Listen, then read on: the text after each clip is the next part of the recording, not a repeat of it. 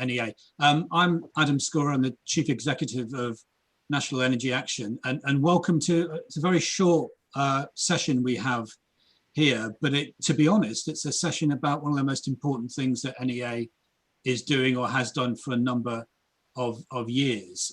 We've got quite a large panel of people who've got some engagement, some interest in this issue. And the issue is, of course, the sorts of lessons we need to learn when things go badly wrong. And our particular focus is on Fishwick. Fishwick is a part of Preston, where there was a CESP program of installing external wall insulation on the homes of people in or at risk of fuel poverty, which should have led to a material improvement in their thermal comfort, their health, and their quality of life, but it did not. And there were a huge number of problems associated with it. And NEA are in a program to try and put things better.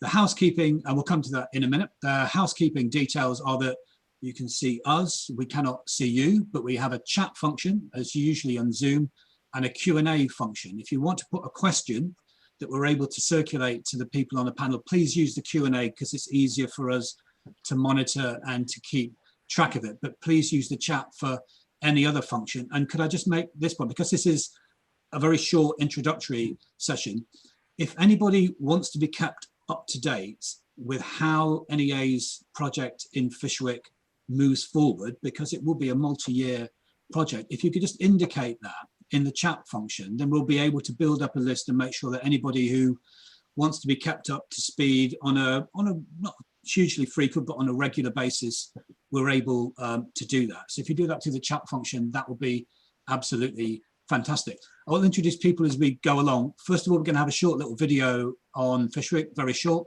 I'm going to say a few little words about why NEA is involved in it, and then we'll hear from some people who are either got experience and involvement in Fishwick or just got an interest in learning the lessons for when things go wrong to make sure things go right in the future. So we're going to start with a video from the NEA team, whoever's got control of the video.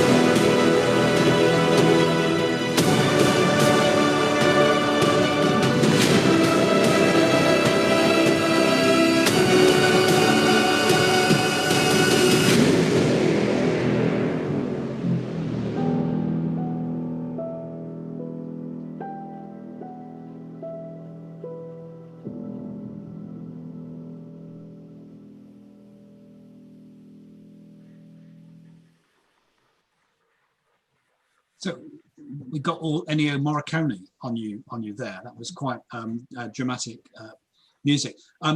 We haven't got time to go in detail at the beginning on all the issues that gone wrong in Fishwick. We'll touch on some of those as we go forward, but I'm pleased that lots of people want to be kept up to speed, and we'll get a full iteration of the genesis of the project and how it moves forward when we do it.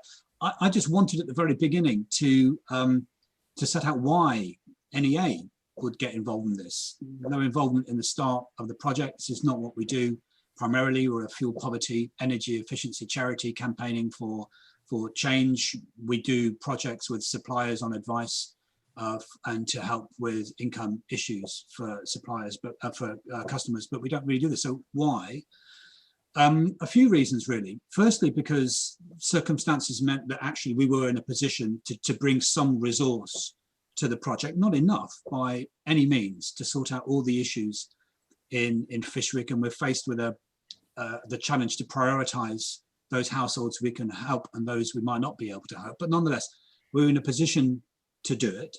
And also we're in a position to do it without some of the constraints, often perverse constraints, of the programs and delivery vehicles that others are constrained about. So we're able to put the money and to do it in the way that NEA thinks it should be done.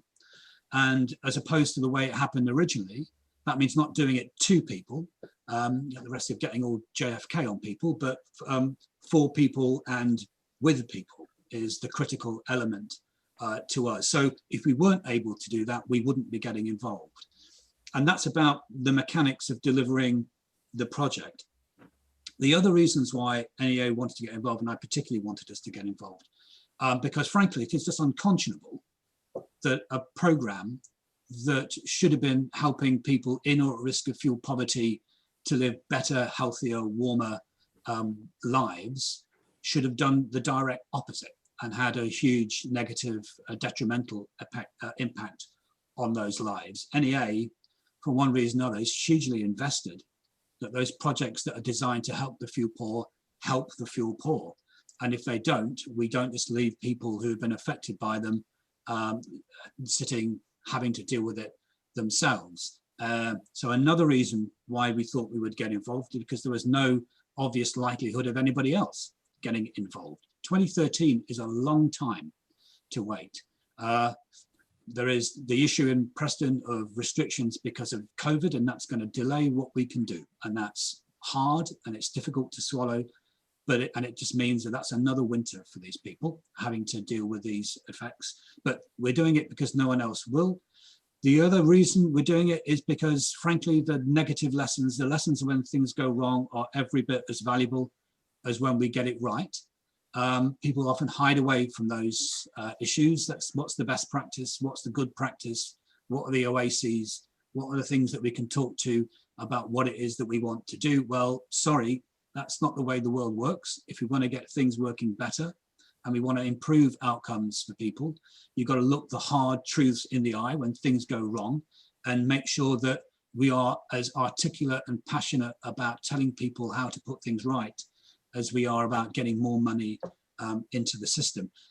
The last reason why NEA wants to get involved is because we know that when done right, appropriate insulation installed to high standards and overseen by people with the interests of the householder at heart, with strong levels of redress and consumer protection, can transform and do transform the lives of people in fuel poverty for the better, as well as all the economic benefits and the systemic health benefits and the societal benefits, and making that people have more social lives and invite people into their homes and their children can do their homework in comfort and all the rest of it. So when it's done right, it's remarkable. We're big advocates for more money in energy efficiency and insulation, but we will not advocate for schemes that fail households in or risk of fuel poverty. And that's why we're doing it, because we can, because we cannot stand the idea that no one else will, but because unless we get involved in a project which we are very alive is sensitive and difficult and complex, and we are going to have to learn as we go, and we might make mistakes, but unless we do that as a campaigning charity with the interests of the fuel poor at our core, are not going to be able to do what we need to do to make sure that projects and programs are designed properly, have the right specifications, have the right intentions, and deliver the right outcomes for our households. So that's why we're involved. I'm absolutely delighted that we've got some people with history in the project, kind of passion in the project, or are necessary parts of how we're going to make it work right. I'm going to start with Russell Smith, who's the Managing Director of Parity Projects. Then we're going to hear from Kate Sellencourt, writer, and can I say activist? Writer and activist, I'm going to say it anyway. Then Heather Critchlow and Joe Boswell, our project lead and coordinator from NEA, Peter Rickaby, energy sustainability consultant of longstanding, and Phil Mason from Trustmark, just to do quick interventions, a bit longer for Kate, possibly for Peter because they've got presentations. Then we've got a bit of time for conversation. Please ask those questions. But at the beginning, this is a first foray into sharing what we're going to learn on Fishwick, but it certainly won't be the last, and we look forward to continue the conversation as we go along. So, Russell, just your thoughts about what we're learning and what we need to engineer for the future. Sure, thank you. Well, thanks for the invitation. Certainly, this particular project in Fishwick is something that's grabbed the attention of all the people that actually care about this particular sector for a very long time. And certainly, having the opportunity to go and visit it as I have several weeks ago, I towed my family along as well. I think I texted you when I was on site, Adam. I couldn't quite believe it. And the thing that was telling for me was that even my kids were pointing stuff out that were stark raving obvious. Which is partly me browbeating them on stuff that they shouldn't be learning at their young age, but actually it is obvious. And one of the difficult things is that it was going on for quite a long time, unabashed. Now, part of that is down to the structure of the industry as it was then, and hopefully we have learned some of the lessons of that. And you'll hear from Peter and Phil later on about the structures that have been put in place. We'll hopefully avoid all that. But one of the things I think we will experience if we do this right a second time around, a range of transformational impacts on the community of this area, and of course every other part of the country if we're able to do it well elsewhere too. Kate is going to talk about the health issues, and in particular I'm very interested in the mental health issues around this, not just the sort of respiratory stuff that happens about this, because it's kind of unquantified, and I'm really keen to learn about that. But perhaps I'm going to speak a bit about the economics of this, because the few poor stand to benefit in two key ways, in my view. And I'm not an expert on this, otherwise you'd have got to be speaking in all sorts of other areas of your conference this week. But clearly, improving the property itself is going to end up being a measurable benefit for the people that live in them. But of course, if we do this in the right way, and as Adam said, let's avoid doing it to them, but doing it with them, there are a huge amount of benefits for the people being involved in this, both from a work opportunity benefit, but also from a community cohesion perspective as well. And that's where I come from, what work I've been doing over the last 7 years now to create a locally based but nationally driven organisation called Retrofit Works, which is a not-for-profit cooperative. And the idea is that you can come to a local area like Fishwick and say, okay, guys, we've got this particular issue. Not only are we going to go to great lengths to understand how we can resolve it, and we'll have to bring in experts to make that happen, be those chartered surveyors, be those retrofit coordinators, but we will do our damnedest to try and make sure the local supply chain is putting this right too. And if we can marry that with things like green homes grants, eco funding, and other pots of funding that I know are available, we can work with these guys to skill them up so that the rest of Preston can be renovated responsibly over the next few years, as well as a result of this, off the back of it being an awesome project that everyone gets excited about. And we're all walking around with that sort of music we've just heard in our brains the whole time because it's been awesome. So where I come from with this really is, though, to focus on trust. The point about Retrofit Works model is it brings two sides of the market together.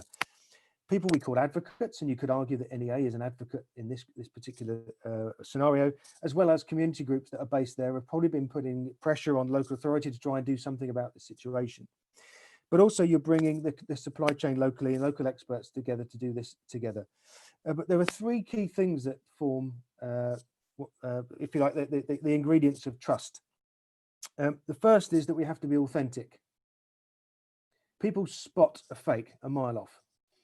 if we're coming at this from the perspective, we generally want to do this from perspective, and that's, we're bringing empathy in this. The second thing as well, using local people to do the work. We know where they live. If it goes wrong, they're happy to sort it out because their reputation is at stake. We've built two of the key elements of trust straight away. The third aspect of trust is rigor. Doing the right thing because you've worked it out, not because somebody's got a big grant for an external wall insulation program and you want to find as many buildings as possible to throw it at, which is basically what we had in the first instance of Preston. We do that by using a tool that we've developed at Parity Projects to understand every building within the area. So we'd be able to model every individual house from an energy model perspective, at least, within Preston Council area. And that will help us to be able to show actually what each of these houses will benefit from if they go ahead with some work. So we're doing it with them. Every house is unique is the key message here. So we might say, do you know what? They all need external wall insulation. There's solid wall buildings. Yeah, great. This is going to be the biggest impact measure you can have on those buildings to reduce their energy consumption. But what about zero carbon? That's on the agenda too. And if we haven't got all these elements worked through, we are very clear on what's going to protect these buildings for the long term and to protect our long-term futures through climate change benefits. We're not going to end up with a result that we all need in the long term. But at the moment, all these people in Fishwick need is their house to be in a place that they can rightfully live in. And we ain't going to be able to, they're not going to let us through the door if they don't trust us. So all those key things together make sure that they will open the door. We can continue a dialogue. And by golly, hopefully not just repair the houses, but we can help them get towards zero carbon. And that's going to be a long-term venture because we're not going to be able to get all these houses done with all of the things that are required in the long term. And that will be dealing with the fabric, dealing with the air tightness, installing ventilation, and at least one renewable energy technology in those buildings. And look at the experience they've had so far. Are they going to really let us go back and do even more? No, we've got to roll back the errors. We've got to make sure the house is performing as well as it ought to, just as a habitable property. And then we can build on that to try and get them forward. So our approach to all this is to give them a long-term plan, show them what it will take to get to zero carbon. And that includes repairing and having a habitable property to get to that particular point and move on from there. But if we also think about it from the economic aspects for the people that could be partaking in this work as well, is this something they could get excited about enough to retrain, come out of different industries, or potentially those people that are currently on furlough coming into something? So to give you some just figures, just quickly, Adam, I've got about 30 seconds. We did some work with the New Economics Foundation and Leeds University earlier on this year to model quite what the size of this challenge is for the UK. And effectively, whilst we're going to hear from Phil and Peter later on about the structures that will enable a national retrofit program to happen, we need to understand the scale. And we're talking actually around about 200, our request to government was actually for £300 billion worth of investment over the next 10 years up to 2030, because the only interim target they've set at the moment is a minimum of an EPC of C for every perimeter property by 2030, which obviously is fairly meaningless because we're going for zero carbon. But it's a figure and we can work on that. But to give you an idea of just the scale of the challenge we've got as an industry, we've got a deficit of around about 270,000 people to do the work that's necessary to get to an EPC of a C for every home in the property by 2030. And the longer we leave it, the more people we're going to need. So let's say we leave it 4 years to get those people into the industry. My estimate, we're going to need 500,000 people by that stage. So the sooner we get this moving, the better. And we're not going to be able to do it unless we bring people with us and we show them actually that the benefits of doing this are phenomenal. And actually the skills you learn and the community cohesion, the result of that stuff really is one of those things that will really push you on to your training and to get to the peak of your profession. So all those things have to go hand in hand. And so it's kind of go big or go home really with this. It's the one thing that's going to really make this work. And my view, if anybody's listening has got any kind of influence, if we don't get the words National Retrofit Programme uttered in the autumn statement, we won't be able to achieve net zero carbon because it'll be too late. So anybody that can put any pressure to bear on the government to make this work, for all the reasons that we're going to be hearing about today, it's absolutely essential we try and get that in there. Thanks, Russell. Thanks so much. And the other thing, not just at a national level, local level as well, the motivations of local authorities to get in and identify what can be done is absolutely critical to that. So thanks so much. Okay. Kate, should we start sharing your screen for you and bring up the presentation? Hi, okay. I don't know what order to do this in, so bear with me. Do I share screen and then go on to slideshow, or do I do it the other way around? Would you like to try it one more time, Kate? If you had unticked that presenter view, it should work if you have unticked that. Is that on Zoom? No, it's in your PowerPoint, and on the top level it says presenter view. But if you don't want to do it, I can share it from here. Okay, well, I'll have one go. I think I've got a different version of PowerPoint or something. I can't quite see where you mean, but okay, if you try one and if it doesn't work, I'll do it. I would put it on slideshow and then see if I can share the screen, but I doubt if I can. Okay. Well, I put it on slideshow, but now of course I can't see Zoom, so I could be doomed here. It's probably because you're in full screen mode. Yes, and I can't share. Right. I can't do presentation without it being in full screen. Okay, mode. if you close that out, then I'll share it from here. Super frustrating. I do apologise. Yeah. Anyway, there we go. I'm sorry about this, everybody. Is there? Is it there? Yeah. It's there, but it's not in slideshow. But never mind. We can live with it. Right. Okay. Well. Where shall I start? I've been asked to talk about health and retrofit, and Adam certainly covered some of the basics of that. If we can go on to the next, this is just where I got this. If we go on to the next slide, this is a list of some of the many conditions that are associated with poor housing in lots of different research. And they're either caused by poor housing or exacerbated by poor housing.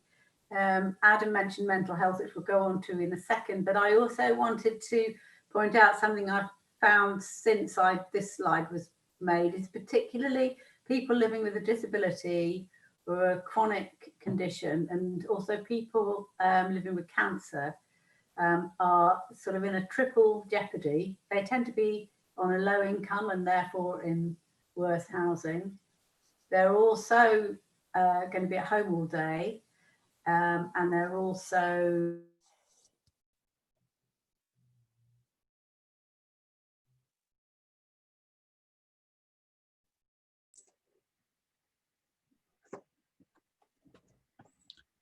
Has Kate frozen?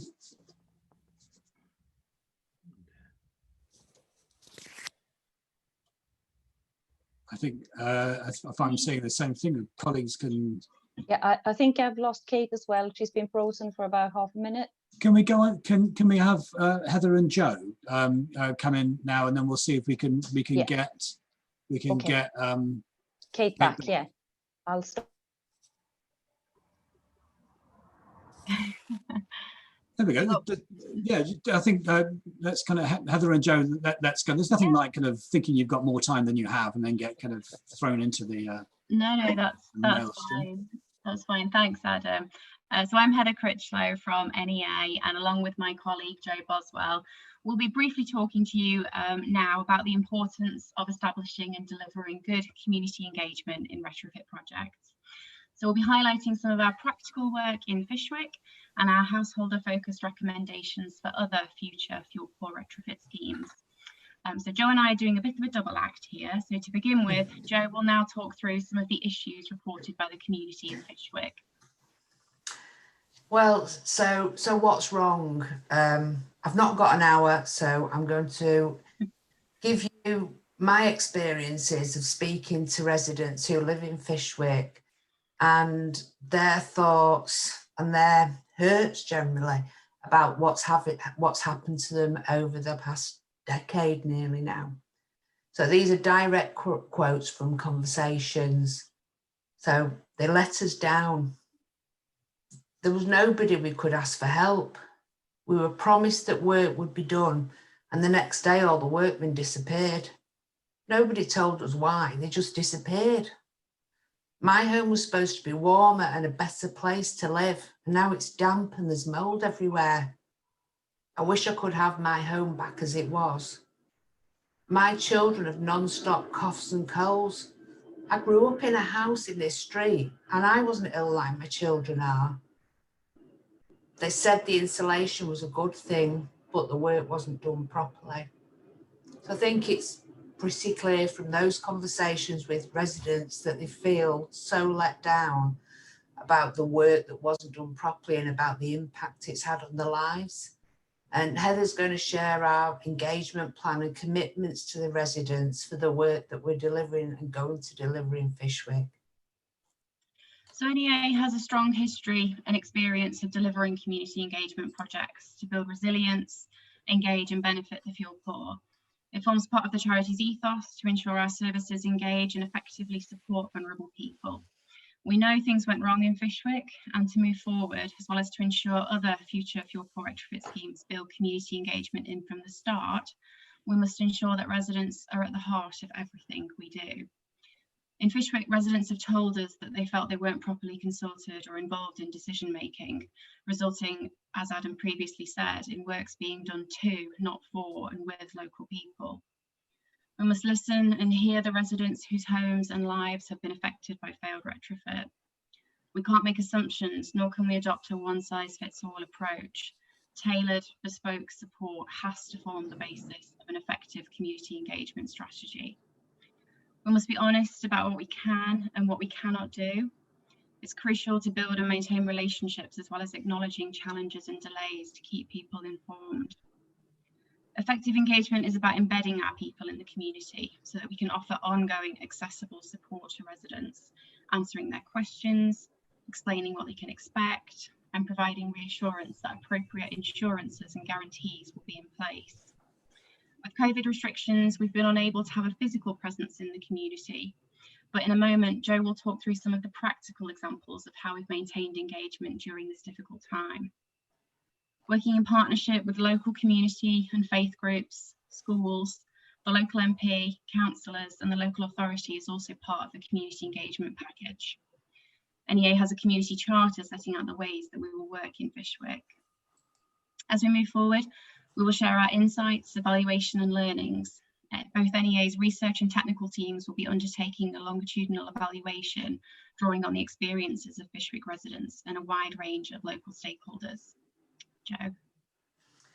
So I want to talk to you about the work that we are actually doing now to support residents and what we've got in the pipeline going forward.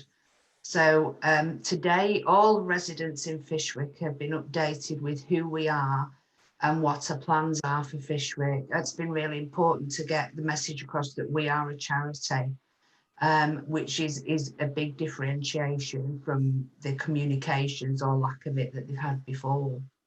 We've set up a free phone helpline for residents and stakeholders and any member of the community that wants to ask us questions about our programme of work. We held a large community meeting which was co-hosted by the local MP. We've developed partnerships with a broad range of local stakeholders who support residents in their day-to-day lives. We've had to make a real focus on being sensitive to cultural issues and language, as many residents flagged this as an issue with contractors and organisations that were coming to the homes previously, and this had caused a great deal of upset in the community. Pre-lockdown, I'd visited residents in the home. During lockdown, we've kept in touch with us residents. We don't want them to feel that we're going to be here one day and gone the next, which is their perception of organisations who they've been in contact with before. So throughout lockdown, we've had the free phone number available. We sent letters in a range of languages to residents, and we've used postcards frequently to give brief updates, just to make sure people know we're there and we're not going anywhere. More recently, I've been helping residents with filling in the baseline questionnaires. So that's going to help us have more information about residents' individual circumstances. So in terms of broader support, we're delivering bespoke energy and welfare benefits advice to residents. And some people may say, why is that important? Well, it's important that the residents get to know us and understand that everything we do, we want to do in their best interest and offer as much support as we possibly can. And it'll help us as well to give practical help to people about managing the heating and how to ventilate the home effectively. And we'll do that by talking to residents, and we've developed a range of pictorial and translated information, which we hope will lead to behavioural change. And once we can get back into Preston, we can support on a face-to-face level, because it's that blended approach that we need. We'll also be ensuring that any opportunities are maximised for the residents. So we're thinking here about potential for extended support through the Green Homes Grant and the Warm Home Discount Scheme. And we want to make sure through that benefit work that we do, that those who have poor health, we can support with accessing the appropriate benefits. We are going to be delivering energy training to a broad range of stakeholders and residents in the community to ensure that we build resilience in all areas of energy for our community there. So when the project ends, there'll still be that breadth and depth of knowledge there. So one of the courses we'll be delivering will be the award-winning Level 3 Energy Awareness course, and we'll also develop a range of bespoke training that suits the audience, whether that be stakeholders or the residents. So I'll pass over to Heather now, who'll explain what's coming next in our work in Fishwick. Yep, so once the additional restrictions in Preston are lifted, we'll be going back into Fishwick to meet with residents and with the local partners there. We'll be undertaking further surveys over the coming months, enabling us to understand what works need to be done to put right some of the worst failed insulation and damp conditions, which vulnerable residents are facing the everyday misery of living with there. So lots coming up over the next few months with this project. Thank you. Thanks, Tutu. Kate, is it possible to do, we probably haven't got much time for the slides. You're able just to give us some reflections without the slides, but we can share the presentation if that's okay with everybody, just because we're a little bit tight for time now. Would that be okay? Yes, can you hear me? Yeah. I'm so sorry about that. We've had terrible, my internet connection is unstable, it's saying, so I'll just plow on. I'm delighted to hear from Joe and Heather, particularly what Joe had to say. I think that's fantastic. I'm just so glad that somebody has kind of taken this community seriously and their issues seriously. I mean, I've got a lot I could say about health and retrofit, but I think that's probably possible to share without me talking to it. Because I did want to share my response to what Heather asked us to particularly present, and also which was sparked by what Adam said, which is about my sort of key recommendations. And I think it is pretty obvious from what happened at Fishwick that working with time-limited programs with deadlines definitely added to the catastrophic nature of what happened. There was, the priority was get them done as fast as possible. The deadline was in March, so they were all done in the wettest part of the year, and there was absolutely no slack there for actually looking at what they did before they did it, and then or to find experienced contractors. So that is the key lesson from Fishwick. And I fear that Rishi Sunak's latest Green Homes little bit of money is again going to be time limited, and this is just wrong. It's absolutely wrong. The wider issue of recommendations for retrofit, I think I'd pick up on what Adam said and said, for goodness sake, it's not a carbon programme, shouldn't be being run by BEIS actually. At least it should be being run by MHCLG. It's about people's homes. We're using people at the moment, the way the policy is set up is using people's homes as a tool in the toolbox of decarbonisation, which is just a horrible way to look at someone's home, which is, you know, their life, as well as probably their financial security, and which is can't sell their houses at all. And exactly the same thing has happened to people who've had flammable cladding put on. Oh, get the most carbon benefit from the least investment. Marvelous, you know, these cheap plastic products are, you know, highly energy efficient, slap them on. And then people's lives are completely destroyed. Their mental health is absolutely trashed. They describe themselves as being imprisoned. It's exactly the same issue.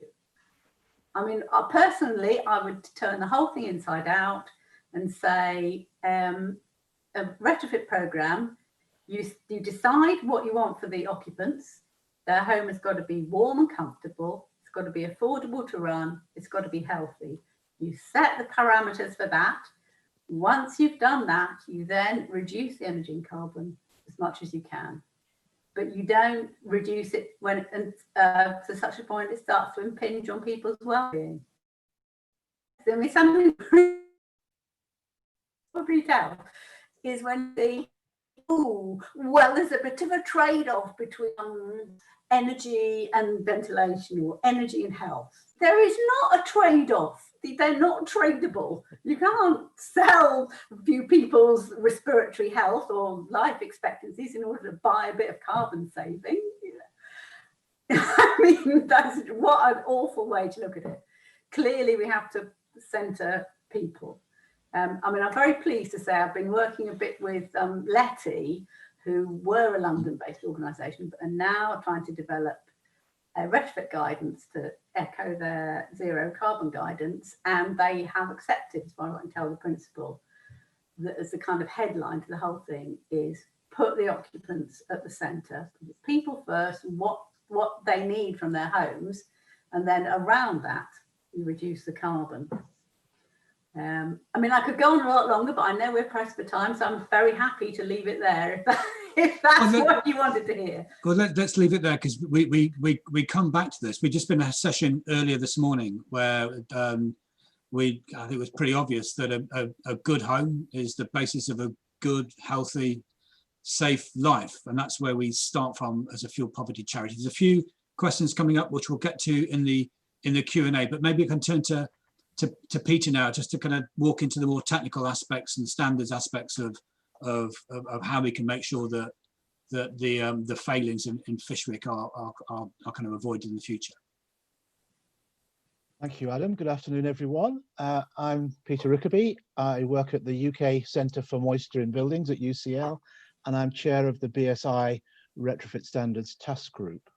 What I'm going to talk about is the arrangements that have been put in place since Fishwick to underpin the UK domestic retrofit programme that Russell was talking about, with some quality assurance mechanisms to make sure that this kind of thing doesn't happen again. So I'll just try to share my screen now. Should be that one. You should be able to see my screen now, is that right? Yes, we Great. can. Okay, thank you. So, and this story starts with a thing called the Each Home Counts review. And this is quite closely related to Fishwick, because the retrofit industry had delivered for many years very poor outcomes in this country. And this was becoming very well known, and there'd been some fairly catastrophic projects which culminated in Fishwick after others in Scotland in particular. And so the Secretaries of State for the two departments set up the Each Home Counts review as an industry-led review to try and improve the consumer's experience in this process. And the story I want to tell about Fishwick in relation to Each Home Counts is that there was a morning early in the review, we had a big meeting of many, many people who were involved, including lots of representatives of the insulation industry. And they all denied that there was a problem, the insulation industry people. They said everything was going fine, they were saving lots of carbon, saving lots of money, insulating lots of homes. What was the problem? And a very impressive person from Preston Council came and in the middle of the day and gave a presentation about Fishwick. And that was the turning point in the Each Home Counts review, because by the end of that presentation, those people from the insulation industry were looking at their feet. And after that, we got cooperation for the rest of the whole process. So it was a 2-year process of review and 2 years of implementation. Its objectives were to restore the confidence of the public, the customer, of the government, and of the finance industry in the retrofit industry, so that we could go ahead and start to do the sort of thing that Russell's been pointing out we need to do. So the first outcome was Each Home Counts proposed a quality mark that would be applied to retrofit work. That became Trustmark, and I'm not going to spend too long on that because Phil's here to talk about Trustmark shortly, but I'll just make a point that there are 3 chunks to Trustmark's role in UK domestic retrofit quality assurance. The first one is the quality mark itself. It requires people participating in the industry to register with Trustmark as suitably qualified to do the work and so on. The second one is a data warehouse where records of every project get uploaded so that they can be used to determine how to do the quality assurance work on them and what we can learn from them. And the third one is Trustmark's own compliance activity, risk assessed, compliance audits, inspections on site, enforcement action, remediation and address. And I'll leave Phil to talk about those things. But the next component of the quality assurance system is a thing called Publicly Available Specification 2035, or PAS 2035 in short, which is the first and overarching comprehensive domestic retrofit standard, which was put together by and initially initiated by the BSI Retrofit Standards Task Group, which is the technical standards work stream of Each Home Counts, and eventually was subsidized by BAYS. That deals with the process of retrofit, with retrofit coordination, with risk assessment, with the assessment of the original dwelling, improvement option evaluation, preparation of medium-term improvement plans, a design process, and after installation, an evaluation process. So it's quite a comprehensive standard, but it's not the end of the story with regard to retrofit standards. PAS 2035 refers to and requires compliance with many, many other standards in what we call the BSI Retrofit Standards Framework. And those include BS 5250, which is about controlling condensation risk, very relevant to Fishwick. BS 7913, which is about protecting historic and traditionally constructed buildings when we do work on them. It refers to the insulation industry standards, which are themselves developed since the time of Fishwick. The MCS product standards, the micro generation certification scheme dealing with renewable technologies. And there are more standards being added all the time. In the Retrofit Standards Task Group, we're currently working on proposals or development of about 4 or 5 more standards to be added into that box. Then we have the installation process, and what PAS 2035 requires is that most measures proposed for a dwelling would be installed in accordance with another PAS 2030 in this case, which deals with the installation, testing, commissioning, and handover, and that has to all be done in respect of a design which is compliant with the requirements of PAS 2035. The 2 standards are locked together. PAS 2035 requires PAS 2030 compliant installation. PAS 2030 can only install PAS 2035 compliant designs. There is another option, which is the MCS standards, so that when there are renewable technologies involved, they have their own installation standards, so they run alongside PAS 2030. And the installation records all go up into at the right-hand side of the screen there, into the Trustmark data warehouse to allow the Trustmark team to identify what work's being done out there and to look at the stuff that seems to be most risky and to do their compliance audits and on-site inspections.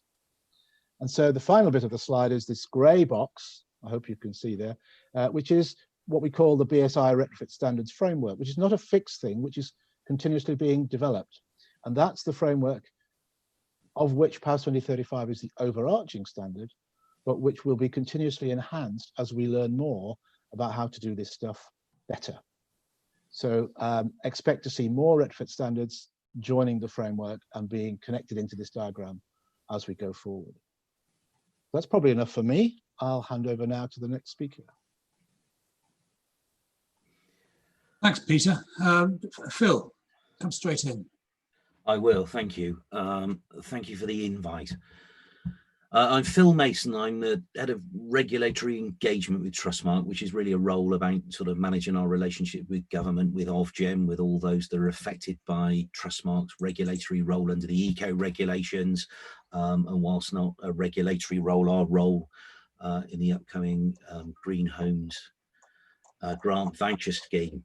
So actually this works well to go straight after Peter's presentation, because Trustmark, as Peter said, has found its newfound position due to the Each Home Counts review, and we have quite legitimately and quite reasonably, given everything that's happened to date to bring us here to be having that conversation, integrated PAS 2030 and PAS 2035 into our registered businesses delivery requirements, where the work they carry out is under the scope of those specifications.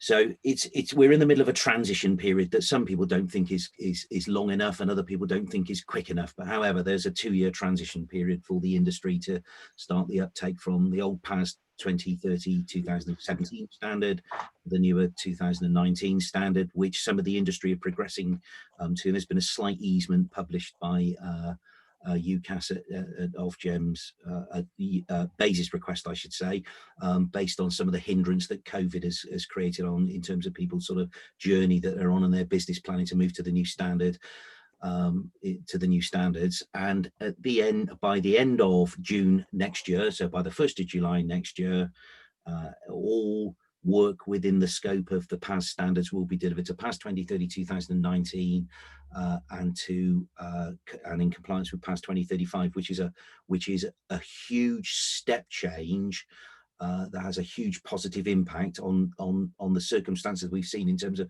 preventing those happening again. But I can't just talk about the standards alone without talking about what the data warehouse does, and how it's linked back to the PAS standards, because we talk about certification, we talk about a data warehouse, but there's a very, very close link between them, because we work very closely with scheme providers, Russell and Retrofit Works being one of them. A number of the scheme providers that we have are the certification bodies that are Trustmark scheme providers that actually certificate registered businesses against the PAS 2030. So we have a direct link to them, so we know which ones of our registered businesses are certificated to which annex of the PAS, which year of the PAS, and the logic that sits behind the Trustmark data warehouse will only allow lodgement from relevantly certificated businesses. If they haven't got the certification for a measure that they were trying to lodge, they simply haven't got access to the data warehouse to be able to create that.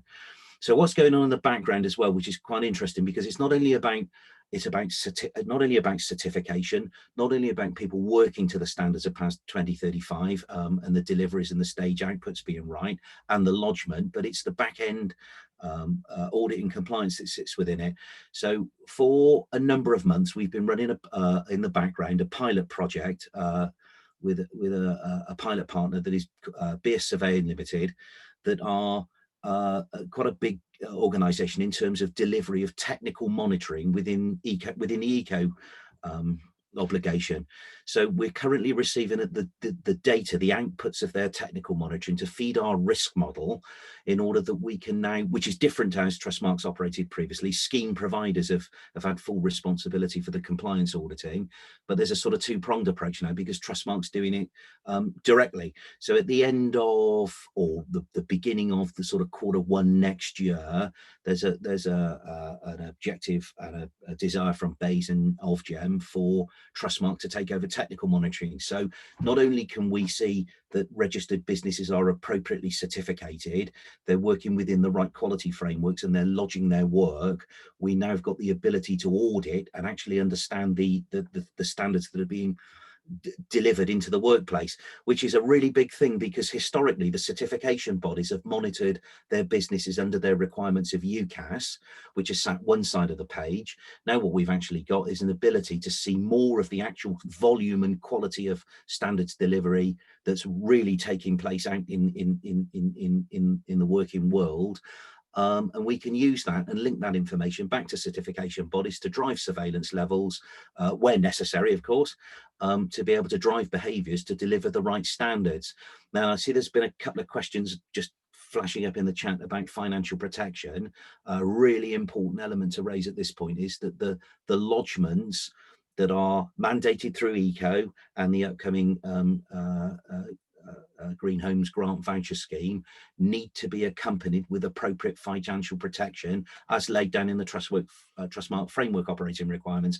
So not only can we see the work and who's done it and where it's been done, we can now see in one central repository how it's financially protected. So that's good news for the consumer, for the customer should something go wrong. Slightly less good news for the guarantee providers, because there are likely to be claims coming in because we can see where the work is protected. And when you put all that together against the circumstances that we've seen at the very beginning, there's now a very strong framework that reduces the area for people to be able to operate to deliver work to the standards that we've seen, and it reduces that area considerably.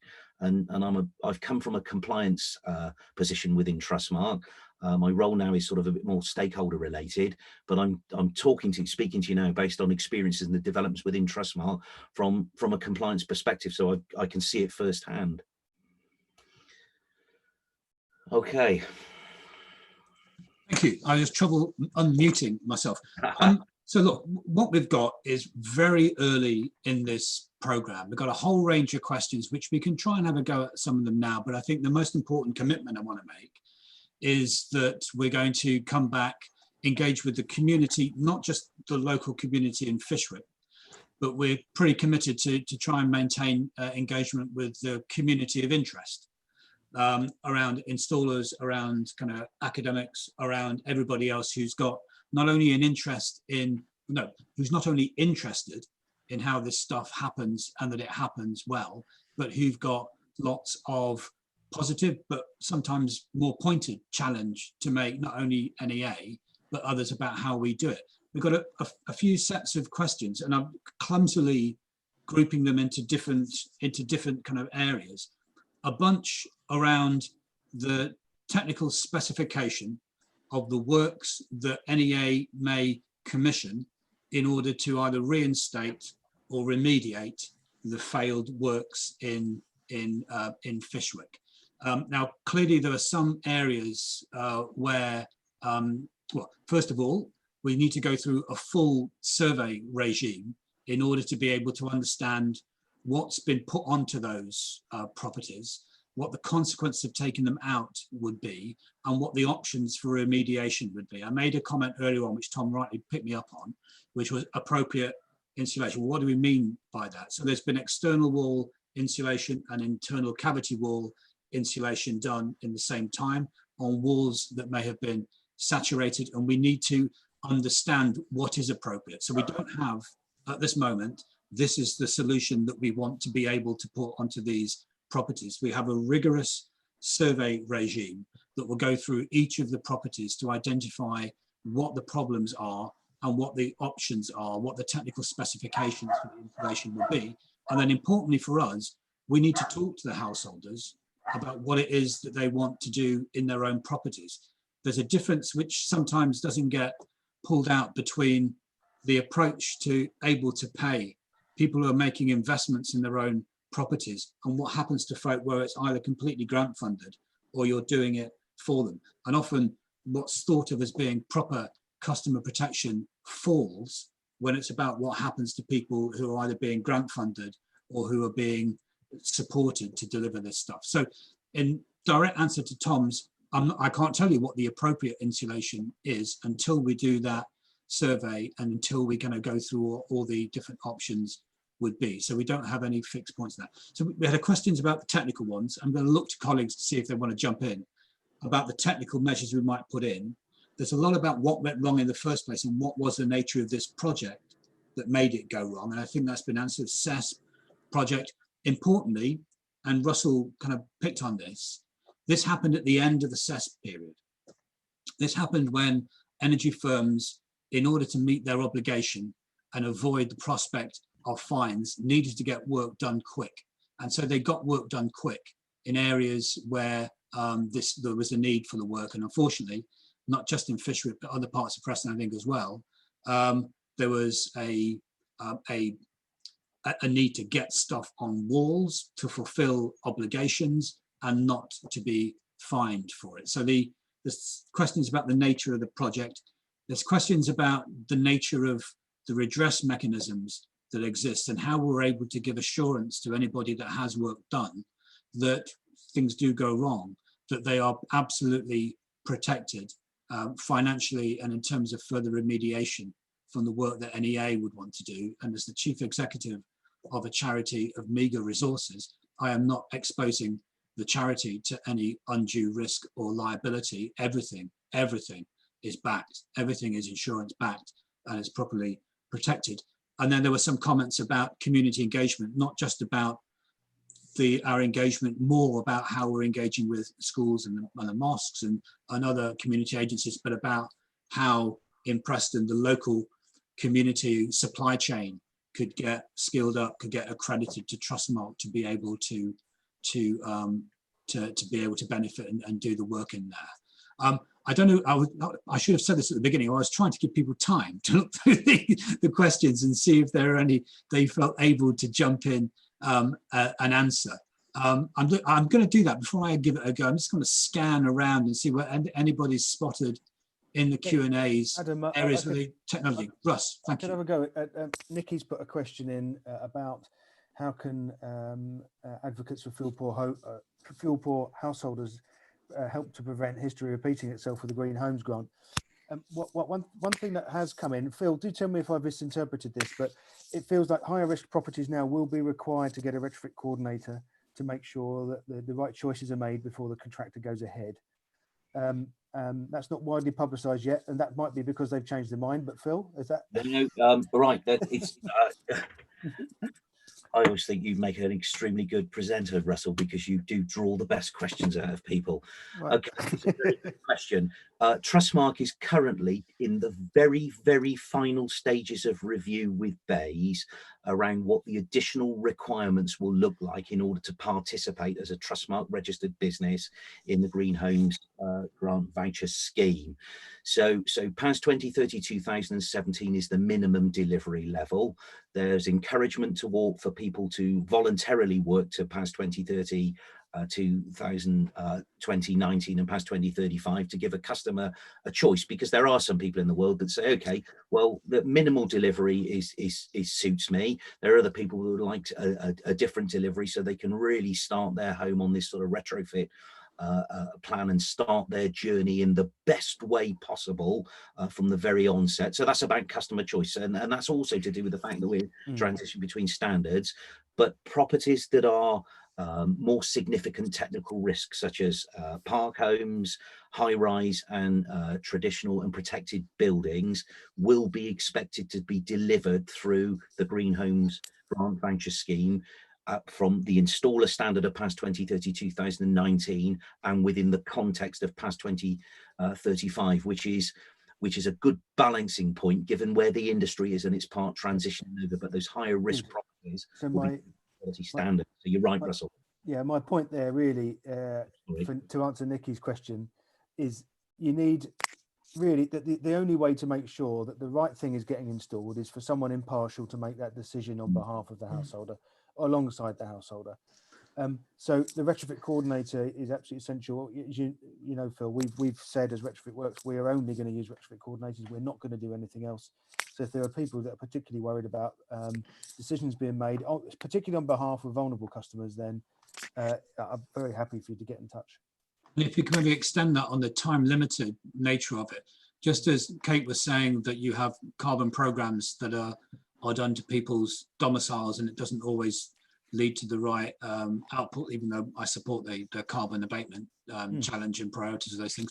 Similarly, Green Homes Grant is essentially an economic stimulus package that's been directed to people's homes. And I suppose we need to hope that the local authority element, of course, is extended over a 2-year period, not the voucher element, but the local authority element, and there's likely to be underspend or work that slides over. So I think we need to find ways, I'm not saying how easy this would be, to transition it from something which is an economic stimulus post-COVID package into something which is the forerunner of the much promised HUGS scheme, which has longer timescales and enables people to do high quality work. Now, how easy that would be to persuade Treasury rather than Bays, well, I don't know, but it's certainly something that NEA will be trying to make sure that this works for people, not just people in employment, but people with homes.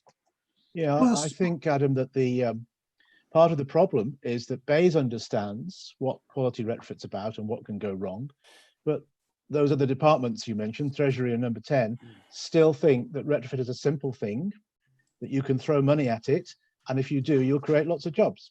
And it isn't like that. Yeah, as Rick Holland from Innovate UK said, retrofit is not rocket science, but it is complicated, and it does require a certain amount of attention to detail.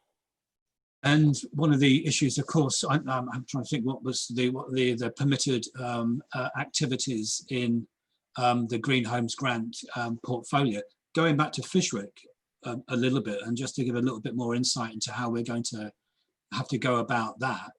One of the key challenges is we may not know what's possible and what's appropriate, sorry, using that word again, until the external wall comes off. We understand what the level of saturation is. Those walls get a chance to dry out, and then we're able to assess and go about the work. And that's not going to be anytime soon. I won't make any lame jokes about the climate in the northwest of England, but I remember it being quite wet and windy. And so the time scale that we need for Preston, I mean, Green Homes Grant just wouldn't work. I mean, it's just kind of entirely kind of configured in too short a time scale. So that's one of the challenges in the project, is not really knowing what we're going to be able to do and when we're going to be able to do it until we've surveyed, removed the exterior wall insulation, assessed the levels of saturation, and thought through and discussed with the householders what the appropriate next steps would be in terms of reinstatement, remediation, or even just making good, if that's what the householder wants. Anybody else spotted any questions that we can jump into? I do make a promise that we will, as we update on this in a newsletter, that we will try and address all these issues. I think Joe had one, then Phil had one to jump in. Hi, so I've got a question from Matthew asking about how we've been engaging with schools, community groups, and what any lessons we're learning from talking to the local group. So, I mean, we did a lot of work with the schools just probably April time around lockdown, because most of the schools weren't open or they had very few children. So we had all plans. We were very fortunate that schools had invited us in and would host us for talking to residents. So things have changed greatly since then in terms of football in schools. So we're looking at getting virtual sessions with schools, and we're also, our colleagues in the training team are developing foundation and key stage 2 learning materials, which they'll be delivering out in the schools.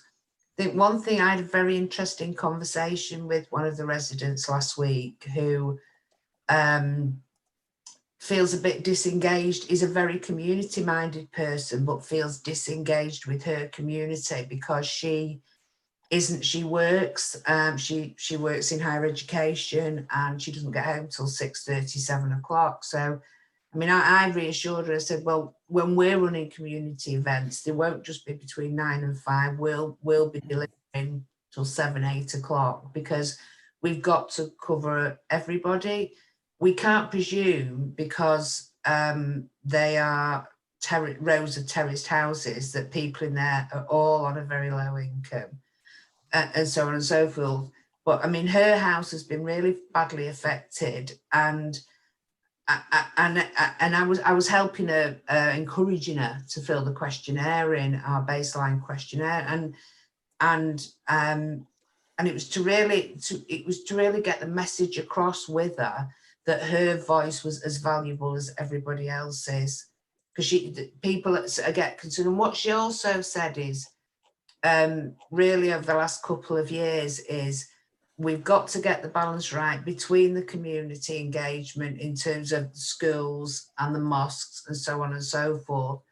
But it's really important to do that one-to-one with residents as well. I'm muted. No, I'm not muted. Phil, you wanted to jump in a thing. Then I think Kate's got a couple of points she'd like to make as well. There's a couple of questions I can answer, but because of time limitation, there's one just in there from Peter Bates in relation to property owners having access to the data warehouse. So they won't have access to the data warehouse as such, because that's the industry facing view of the data that's gathered that we will share with people like Bayes and Ofgem, and obviously use it for our own compliance purposes.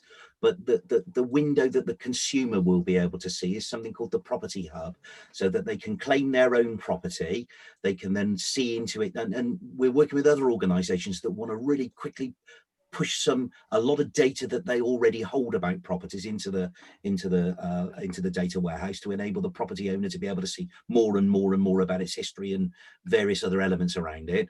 But through the property hub, the consumer will be able to see it. And it's not consumer information; it's data relevant to the property. So at the point of sale, the vendor of the property could then release that permission for that information for somebody like their estate agent or their solicitor to be able to see, so that the householder can actually see the journey of the house, what's happened, who's done what, when it's been carried out, and how it's been financially protected. So the answer is not specifically the data warehouse, but the property hub view will be open for the consumer, for the customer. Thanks, Phil. Kate, over to you. We've still got 100 people on the line, and we won't kind of keep this going on forever, but I think while we're still able to address some of the issues, we'll give it a go. But if colleagues on the panel need to disappear, then thank you for your time, and we'll understand that. Kate. Okay, yeah, I've seen a couple of questions raised about if you put people first, can you still save carbon? Well, yeah, you definitely can. And especially if you do a deep retrofit, and the added benefit of doing a deep retrofit is that the occupants aren't then having to make decisions between saving money and keeping warm, because with a really deep retrofit you spend less on your heating and you're warmer, and you can still afford to ventilate properly, and you can have a nice quiet fan running in the background that uses very little power, and so costs very little. You have to do the whole thing properly, and then it can certainly be achieved. And as a wider question, with things like putting on plastic insulation, which looks like a cheap way of saving carbon, it's absolutely a false economy. If somebody's house becomes uninsurable or unsellable, or they die in a fire, then that's not good for the retrofit industry. It's some certain amount of reputational damage, and of course it's economically ridiculous, because it screws up. I mean, the economy is too based on property values, okay, but with other issues, when it's affecting people's health, that's nationally tremendously expensive, and you can't afford to improve the lot of people if they're too ill and dying, and it would be politically unacceptable anyway. So I don't think we're sacrificing the future in order to protect the present. We have to work out what course we need to take in order to do both, and doing both is certainly achievable. There were a couple of questions also retrospectively about what happened in Preston, which I did talk to the local authority at the time and try to find out what had happened. As far as I can recall, I know this is being recorded, so disclaimer, but as far as I can recall, the installer was supposed to be working to a system which had its own system guarantee, but because the installer didn't install according to the system requirements, the guarantee was void. So there's a huge, that's a problem that hopefully the new system stops from happening, because that meant there was no help from system protection, system insurance.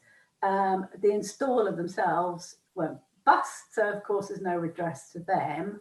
The energy company who were originally responsible for procuring the work, called Intergen, an American company, and they somehow managed to wash their hands of the whole thing, although they did get massively fined, interestingly, for being late with their delivery of work under CESP. So clearly the motivation was to get it done. That's what Ofgem was threatening people about, lack of numbers. Ofgem really don't take quality work seriously. And I talked to them about this. I asked them, their own sampling shows that there's a lot of failed retrofits ongoing right through eco as it's happening now. What are you doing about it? I said, oh, well, we've gone back and rectified the ones that we found were wrong. How many do they sample? About 3% of all the installations. I said, what about the other 97%? 10% of which have failed. Oh, the industry has other ways of finding out about it. So they haven't got an answer, basically. And actually, well, the very first question that was asked was from Ruth about, well, how many of these areas are there across the country? I've heard of some, but entirely anecdotally.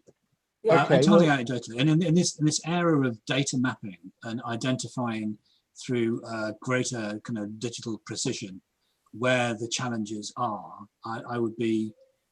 we could do it anecdotally and try and build up a map in kind of World War II moving Battle of Britain planes around the place, so we could do it in a slightly more sophisticated fashion. But I think we have to do it if there's a commitment that as part of the pathway to the decarbonisation of heat and net zero, every single home almost needs to have action done to it. And at least let's kind of identify where some of the most vulnerable kind of households who've had stuff done to them are, so we can hopefully prioritise them. Sorry, Peter, I think you wanted to come in. Well, I was going to say the big disasters are well known and well recorded. You know, Glasgow, Edinburgh, Oxgangs, Preston, Fishwick, and of course Grenfell in the end. I happened to work for a while with a civil servant at Bays who writes the letters that the minister sends to people who write in to complain about programs like Eco destroying their homes or damaging their homes. He told me there are tens of thousands of them. There are an awful lot of cavity wall failures, of course, and there are quite a lot of EWI failures. And it is true that both the civil servant and the ministers involved don't want to write any more. That's why all the stuff I was talking about is now in place, but it's still going on because we haven't got it all fully working yet. So a lot of very scattered, poor installations resulting in failures and damage, both to the houses and to people's lifestyles. And the big ones that we know of that make the headlines are just a very small proportion. And for NEA, and I have to keep saying this and actually reminding myself of this sometimes when we're in this kind of big issue, we're a fuel poverty charity. We're not a retrofit charity. We're not an insulation charity, and we're not a consumer organisation. There are huge issues with the levels of redress and consumer protection and incidents that happen to people. What I'm concerned about as NEA are those areas of people who are in or at risk of fuel poverty, where structures and processes and programs that are designed to help them have failed them. So we have quite a narrow focus, but I think the need to be able to identify generally the challenges on retrofit and the extent to which, again, I'm not an expert in this, we're not a consumer organisation, that the levels of consumer protection and redress have been lacking, just feels like it's an essential kind of element that needs to be redressed if we've got any hope at all of especially persuading an able to pay market that they can make capital investments with payback periods and protection on that investment in order to meet any number of goals, not least of which is the net zero carbon abatement of heat and hot water loss across domestic properties. People are going. If anybody else has anything else that they spotted that they think they can deal with quickly, I think we've dealt with enough. So, Phil, one more from Phil. Just one that I think is very important, and it's is it Nikki Sweetnam that's raised it. in relation to the risk highlighted by Kate a bit earlier. As we go through this Green Homes grant process, Trustmark will start to gather an enormous amount of data in terms of the results that we find from our technical monitoring. And we, as you can imagine, being licensed to BEIS, we have extremely close links back. So I'm not sure whether we make ourselves overly popular on some of those routine meetings that we go through, but we will keep feeding back the results that we find. It's up to us to work with the businesses to create the remediations. If they're Trustmark registered businesses, that sits with us, but it's some of the root cause analysis that might go back. If some of those failures are created by the urgency to get measures and low carbon technologies in a very quick period of time, we will naturally feed that back as really important intelligence about how the scheme is actually running. So there is a protection mechanism there, and there is a feedback loop with it that should offer some reassurances around that particular issue, I think. Phil, can I ask you, do you know, is there a deadline just for applying, or is there a deadline for installing? Because I honestly don't know, and I'm worried I'll set a hair running. Okay, good question, Kate. We are still, as the scheme administrator is being appointed, I believe, as we talk now.